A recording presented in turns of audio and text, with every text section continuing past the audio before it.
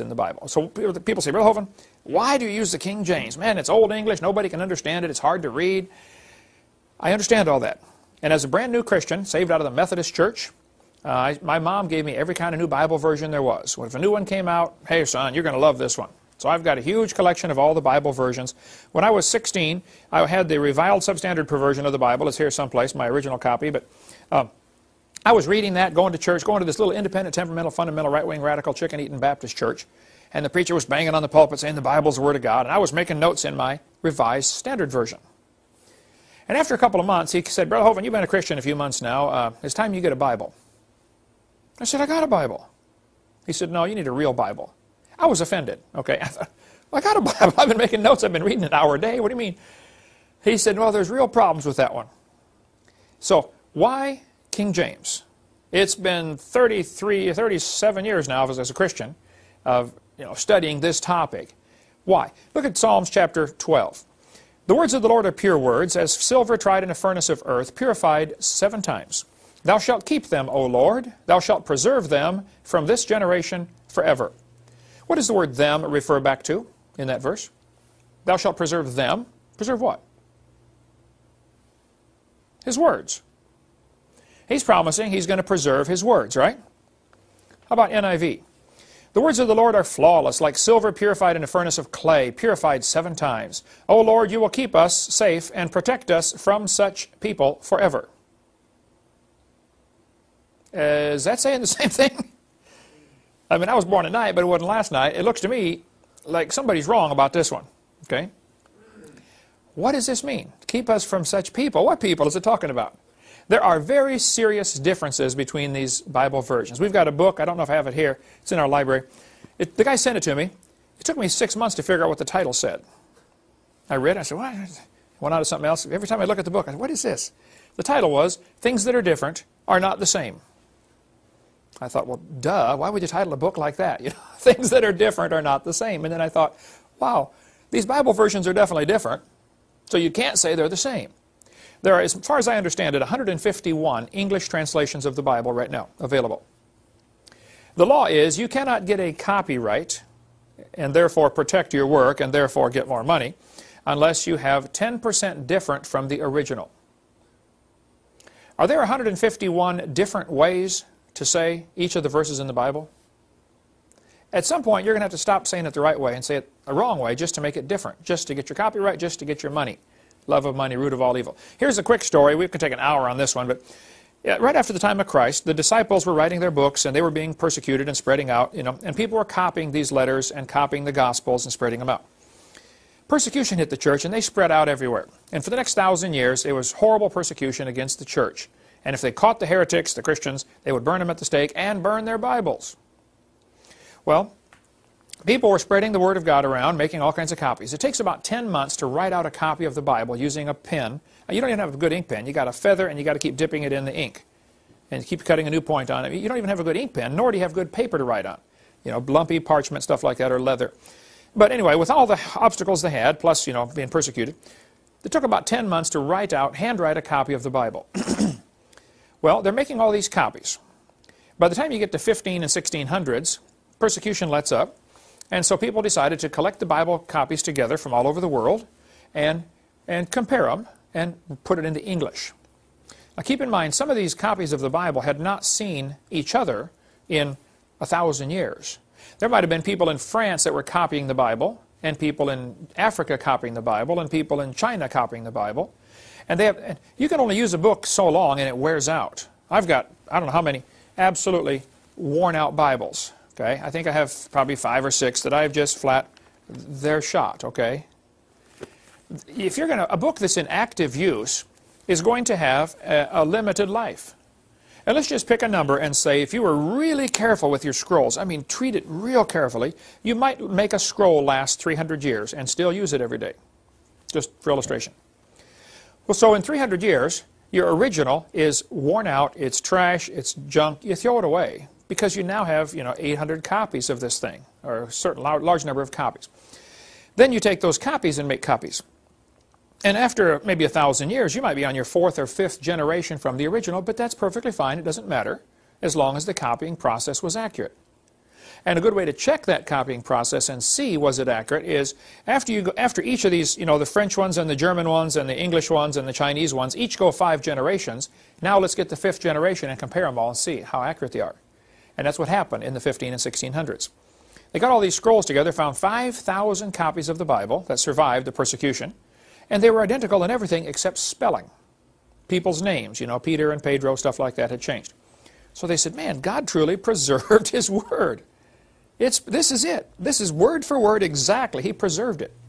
So, meanwhile, down in Egypt, there was a group of folks, sort of like Jehovah's Witnesses. I've got the Jehovah's Witness Bible here.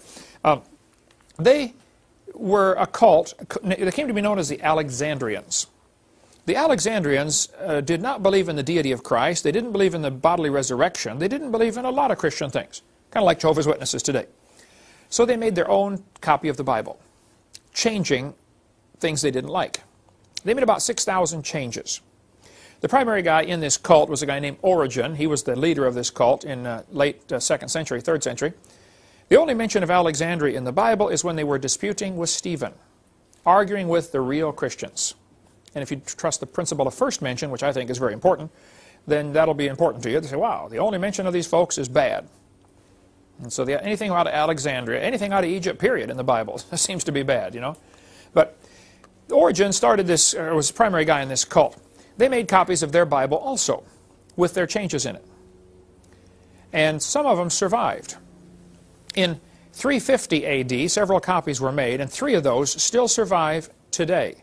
One was found in the Vatican Library, and it's called Vaticanus. One was found in Alexandria, Egypt, and it's called Alexandrus in the Latin. And one was found in Sinai Peninsula in a monastery. There's this old monastery at the foot of this mountain that some pharaoh or some princess said, that's Mount Sinai, and it's not Mount Sinai, by the way. But she said, oh, that's Mount Sinai. Okay, yes, ma'am. And so they call it they still call it Mount Sinai. There's still a monastery there. It's not in Sinai Peninsula. It's in Arabia. Read Galatians 4. But they're in this trash can in this old monastery. This guy was visiting. He said, what's this old scroll? He said, oh, we don't know. It's been in there for years. You know. He pulled it out. It was a copy of the Bible, if you can call it that, from 380 or 350 A.D. And so that one's called Sinaiticus. Well, these 3 scrolls do not agree with each other on anything, nor do they agree with the real Bible. Okay, they're all different. The Catholics, or the monks, translated these 3 ancient scrolls into Latin centuries ago, and it became known as the Latin Vulgate. Vulgate for vulgar means the common language. Okay. Then the Catholic, by the way, the Latin Vulgate was a really good translation of a bad book. Then the Catholics came along in 1582 and translated the Latin Vulgate into English with the Douay Confraternity or the Douay-Rheims version of the Bible. And that was a really good translation of a bad book. Then 2 guys named Westcott and Hort came along. I've got their book here someplace on the table. Westcott and Hort came along, and they were going to make a new, here we go, the Westcott-Hort Only Controversy. A little bitty booklet about, if you want to study this, just $2 from our ministry. Westcott and Hort were 2 Greek scholars. I don't know if they were even Christian or not. They probably claimed that they were, like a lot of people do. Okay, but they took these 3 old ancient manuscripts. They didn't agree with each other, but their thinking was, these are older, therefore they are better. Well, I'll go along with the older part. I'll agree with that. But ancient manuscripts, they didn't agree with each other, but their thinking was, these are older, therefore they are better. Well, I'll go along with the older part. I'll agree with that, but that doesn't mean they're better. But they synthesized them into one new Greek manuscript and sold it to the world in 1875 and said, we have the oldest and best manuscripts available now for you to translate. And they got the oldest ones all right. The oldest ones that survived is all. Doesn't mean better. Then people started taking their Westcott and Hort version and translating it into English. First one done 1881 as the Revised Standard, then the American Standard, the Revised Standard, the revised version first, then the Jehovah's Witness Bible, the New World Translation done in 1950. This was a good translation, fairly good translation of a bad book. Then the New American Standard, the NIV, the Good News, the Amplified, the Living Bible, all of those, and I have a lot of them. There's the New American Standard. I think the guys who are doing this are sincere, dedicated, highly intelligent, godly Christians who are translating the wrong book and don't even know it. There are basically only 2 Bibles in the world, in the English. The ones translated from what's called the majority text, the King James, of which there are now 64,000 manuscripts. At the time King James guys did it, they only had 5,000. And then there's the whole other family of Bibles, all translated from the Westcott and Hort. So you have two choices. The question is not, is it a good translation? The question is, what are they translating? Okay? The excellent book by Westcott and Hort, if you want to read about that. Here's, for instance, NIV, Acts chapter 8. Let's see, Adam, read verse 37 to me. Acts 8:37. I can't do it. You can't do it. It's not there. There is no Acts 8:37. They removed it, and they removed the number, okay? Now, in the New American Standard, they at least put a footnote. In Acts 8:37, it says, see footnote. But the verse is gone. Down at the bottom, it says, late manuscripts insert verse 37. No, no, no, no, no. Guys, you got it all wrong. Those supposed early manuscripts you're going on are the ones that took it out. It wasn't that the later guys inserted it, it's that the earlier guys took one out, that's all. There are over 200 verses totally missing from the NIV. There's a good book, Understandable History of the Bible, Sam Gipp. Great big book, excellent book, really good on understanding the history of how we got our Bible. Or Gail Riplinger's book, In Awe of Thy Word. It's like 1,200 pages, and it's only like $15 or $18 or something. Really, really a good one. There are many, many books that we offer on the King James controversy. If you want one that's toned down and kind of, you know, sweet, gentle, and mild, this would be it, by Sam Gipp. The Answer Book. Excellent book on why King James. The language of the King James. Why do they use these old words, thee and thou and stuff like that? Oh, there's a good reason for that. But the whole thinking that older is better is simply wrong. And how is Satan going to use these new versions toward bringing in his New World Order? Well, this one, the New Age Bible Versions, is excellent by Gail Riplinger, Ph.D. in English. So older does not mean better. I have worn out many Bibles over my 37 years of being a Christian. Older doesn't mean better. So there are more manuscripts of the Bible than any other old book. Homer's Iliad, for instance, only has about 650 manuscripts. In 1946, they found 24,000 more manuscripts. Then the Dead Sea Scrolls were discovered, and now they have 64,000 manuscripts that support the King James, and 3 complete manuscripts and 46 fragments that support the Alexandrian. Then the Isaiah scroll found in the Dead Sea Scrolls was actually 1,000 years older than the other manuscripts. So there's plenty of good books available on that. There are all kinds of things we could talk about on the problems with the King James, or problems with the other versions, like 2 Samuel 21. Who killed Goliath? Who killed Goliath? David killed Goliath. 2 Samuel 21 says, Elhanan, the son of his dad, slew the brother of Goliath. NIV says, Elhanan, the son of the same guy, killed Goliath. This is an error. Okay? It's wrong. They blew it, all right? They left out verses, and we could scan through some of these. All these verses are left out. There's a list on the website, avpublications.com, of verses that are left out. 200 verses are simply gone. And those that are still in there, many times are changed to something meaning totally different. For instance, Hosea chapter 11. Judah yet ruleth with God. NIV. Judah is unruly against God. Would you say that is saying the same thing? Judah is also unruly against God? It's not saying the same thing. Thy dwelling shall be the fatness of the earth, Genesis 27. That's one of the blessings. Your dwelling shall be away from earth's richness. Away from the fertility of the earth shall be your dwelling. They're saying the opposite, folks. It's not the same. Proverbs 18. A man that hath friends must show himself friendly. What's that mean? If you want to have a lot of friends, then be friendly. NIV. A man of many companions may come to ruin. Are these saying the same thing? Am I missing something here?